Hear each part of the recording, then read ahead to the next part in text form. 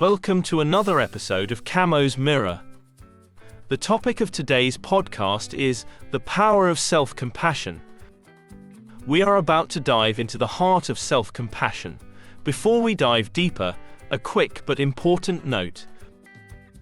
While we share insights and practices to enhance your life, this podcast is for informational and educational purposes only.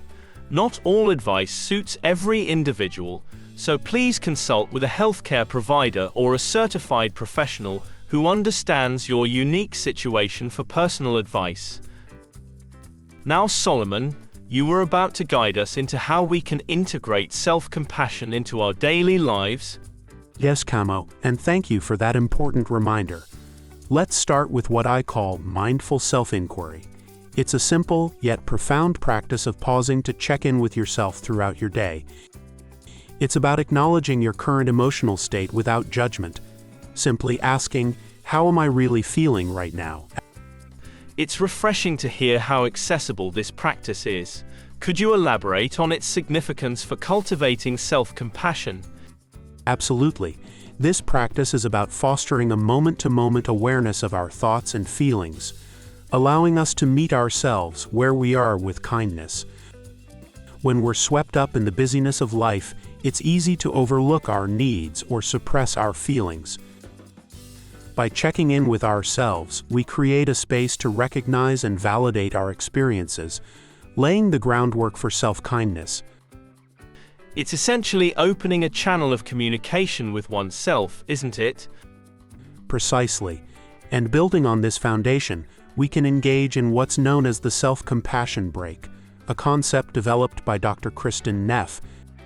This involves 3 steps: acknowledging your suffering, recognizing it as part of the human experience, and then asking yourself, what do I need right now?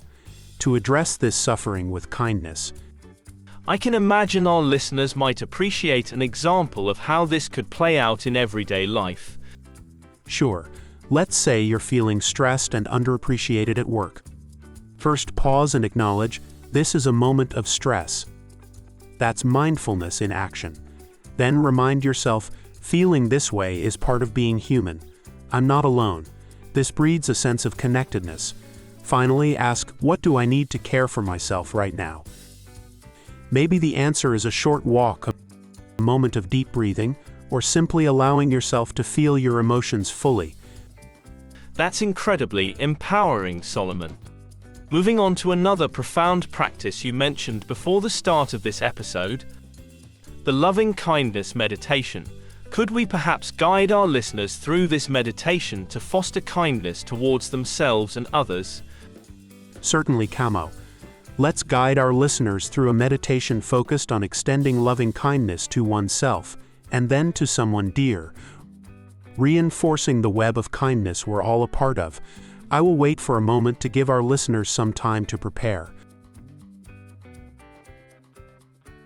Find a comfortable position and take a moment to breathe deeply, grounding yourself in the present.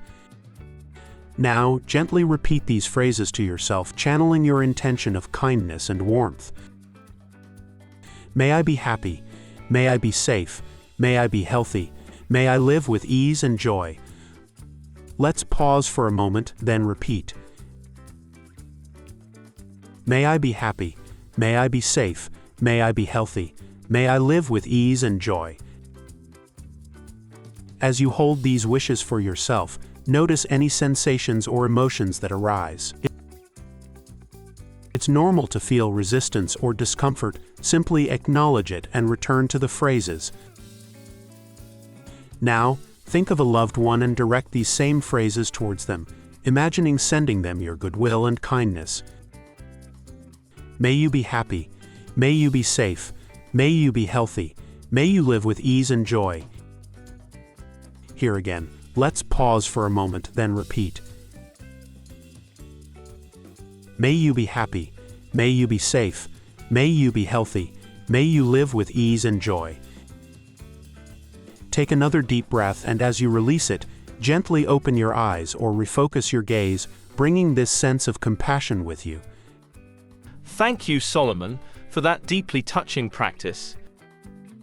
It's practices like these, listeners, that invite a transformative shift in how we relate to ourselves and to others.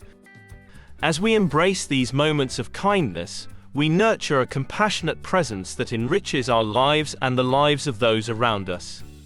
That's beautifully said, Camo.